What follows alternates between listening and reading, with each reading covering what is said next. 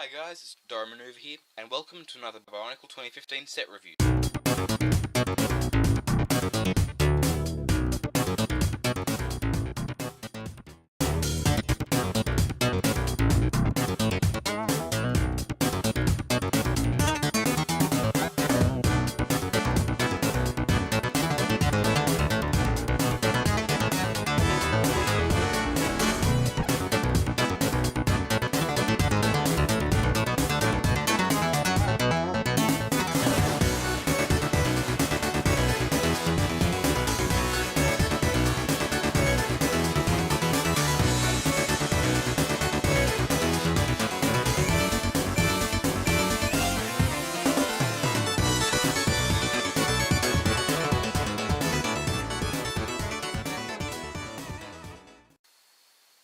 Hi guys, Doremar Nuva here, back with another Bionicle 2015 set review.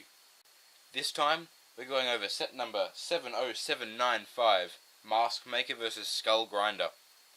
This set was released in late 2015, cost approximately $40 Australian, and had approximately 171 pieces. Well, what a set! So, before we get into the set, let's get the most boring part of any set review out of the way, the box. It's a box. Nice big square one, typical of large sets. Picture on front, picture on the back, comic, stuff on the bottom, don't eat pieces, don't have enough alpha. One-to-one thing of the mask, is it the right size? Yeah, about right. And that's that. Get that out of the way. So let me just pop this one here, back on its stand, and back into the middle. So, yeah. This contains sort of two main characters per se. Those characters being Mask Maker, Ekimu, and Skull Grinder, or Coulter. So, I'll break this down into two different review parts. We'll take a look at Mask Maker, and we'll take a look at Skull Grinder. So, let's actually start with Skull Grinder. Get this one out of the way, and this one, and pull him to the front. So, isn't he imposing? Well. Push him back a little bit. First things first, he's big. He's big, and he's thin, and wide, and very skeletal. He pulls off the look quite well, so, yeah, a bit all over the place. Alright, so, with any review, I'll go over the pros and the cons. Start with the pros. So let's jump right into it. He's got a consistent colour scheme. Consists of grey, silver, this trans orange colour, and black. And that's his entire build, pretty much. With, I think, and of course, gunmetal here, on the chest plate. So it looks pretty good. It's consistent, it follows that quite well. That's pretty good. Another pro would be all the new parts he has. New sword piece, new armor add-on, new bone pieces, 4 of them. New axe piece as well, new mask, new torso piece, and I think that's about it for new parts. Recolors, it's also got a whole load of trans orange shells, and I'm pretty sure we haven't seen those before, although we may have. In fact, we've seen them in the Protector of Fire, or Namoto as it's now called. So yeah, so another pro would be his gear function, or his functions, which he has 2 of, one of which being the gear function. This yellow gear back here, you turn it, and his arms will swing. Yay, whack stuff. And his other function being the mask launching function, which we've seen in all of the sets. This tab back here is pressed down, and the mask flies off like that. Also, due to his construction, this can also be achieved by knocking his horns up, and his mask flies off again. Another pro would be his mask. I mean, I keep knocking it off. Here we go. See how this works out.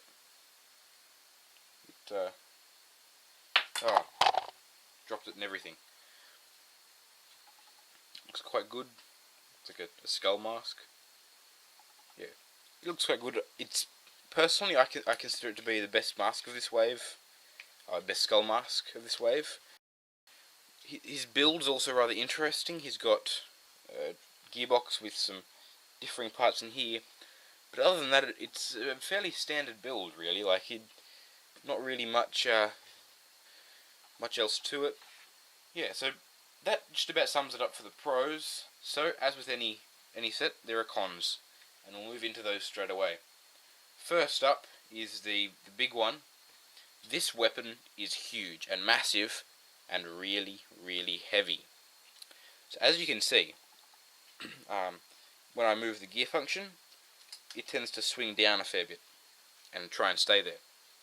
Also, due to this being the heaviest part in the model, his arm will always swing down. You can't pose him striking. He'll swing down quite like that. You know, he's reaching out to do a sweeping strike across the face. Nope. He wants to swing down again. So, you tend to have to pose it with it touching the ground, or just try and find a pose with which it balances with gravity fairly well. I mean, it leads to some alright poses, similar to the one in the box. However, you know, it does make posing an issue. His other main con would be his gappiness, especially in the torso. As you can see here, this huge gap right through here and right under here, which just seem rather unnecessary. This yellow gear is quite obnoxious and breaks colour scheme, as does this blue pin. Oh, I do believe it's the only blue pin on the entire set. We almost escaped it. The only other colour scheme break would be this little red spike down here. It's just in Martyr red, and since there's no other Martyr red on him, it doesn't really fit. And that pretty much sums it up for Skull Grinder. He's actually pretty good as far as a set goes. So, move him off to the side and get to the mask maker himself, Ekimu. And now, Ekimu is probably the star of this set, being the big Mata Nui figure for this wave, or as much as we've seen. And he's small. He's the size of a standard protector. In fact, he's slightly shorter. I'll just quickly grab Skull Grinder back for a size comparison. There we go. And I'd place Skull Grinder at round about Tahu height if you have Tahu shoulder pads up. So moving back from the side, Ekimu is quite small. But nonetheless, he's quite well built. So jumping right into the pros for Ekimu, this build, he is a solid build. He uses a gearbox and some interesting stuff in here, and it makes it quite an interesting build, as complex as we've seen so far for a protector-sized figure. And that's pretty cool. He's also got a consistent colour scheme, which is great to see, consisting mainly of gold, trans light blue, grey, silver, and black, although only black in sort of accents here and there. Another pro would be his functions, of which he has 3. That's right, 3 functions in a protector-sized figure. Even Skull Grinder only had 2. That's pretty crazy. The first of this function, as you would have guessed, is the mask launching function. Once again, you just tap the back of it here and off it pops. Pretty straightforward, really. The other function would be... Actually, he has 4 functions. I'm sorry, I've missed it. He has 4. 4. He has a spinning saw blade thing here. It's another one. It's a great play feature for the kids. And in addition to that, he has a stud launcher integrated into his hammer, which, while a bit of a controversial choice, it's alright. This bit here twists, and the front of the hammer fires, rather like this. And luckily LEGO gives you a whole bunch of studs, because you will lose some. In fact, I can only find 4 at the moment, from that firing right there. Yeah, it's only the 4. The others have gone. That's in my studio, which is fairly enclosed and hard to lose parts in. So that's the other one. And his 4th and final feature is his gear function, which, once again, this yellow gear back here, turn it and he whacks his hammer. Just that arm, The shield arm does not move, which is a good thing, I reckon. Or in my opinion, I think it's a good thing. Now, he's a lot of friction in that. More than Coulter does, actually.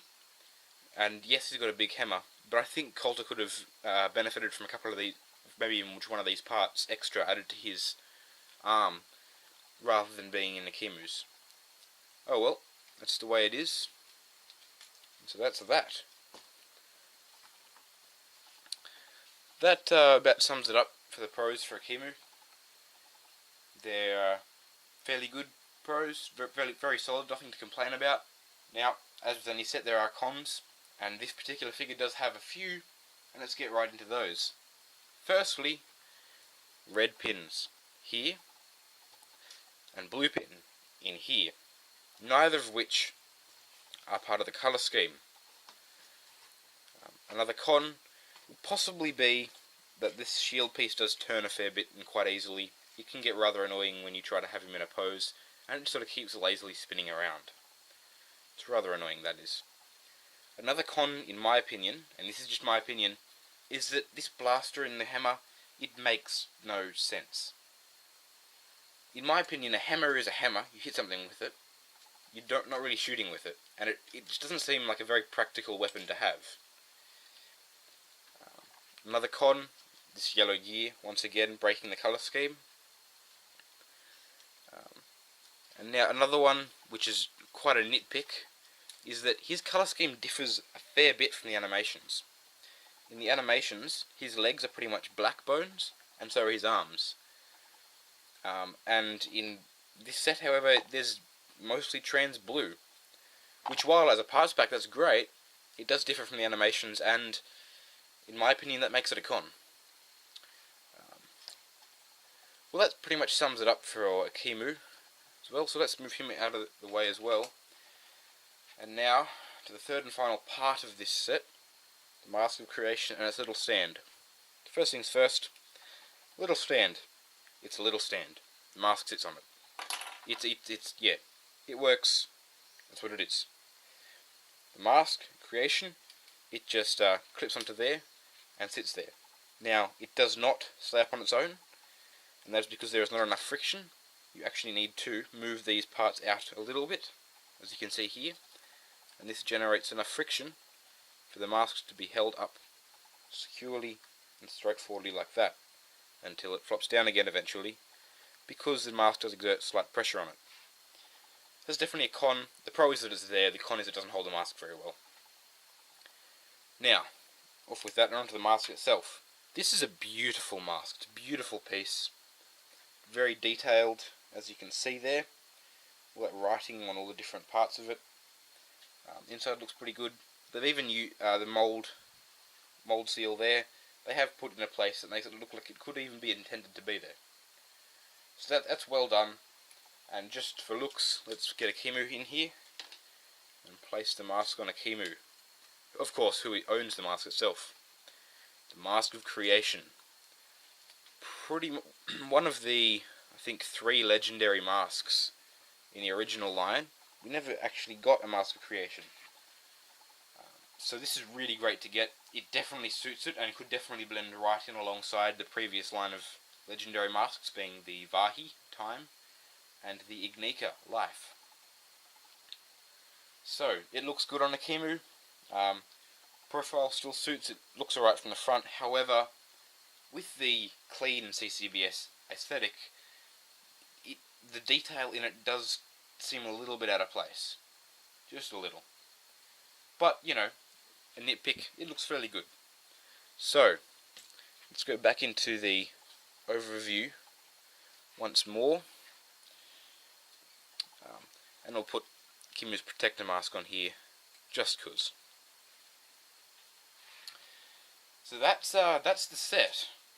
Ooh, I think I forgot to mention this earlier. So let me just switch these masks back once more. I'm not really sure if this counts as a function or not, whether it was intended, but Coulter's staff, due to the way in which it's constructed, has a little bit of flex in these axe parts, which means he can actually attempt to grab the Mask of Creation. So he can push these on here, and they push around it and grab the mask, which is kind of cool, and I kind of think it's intentional.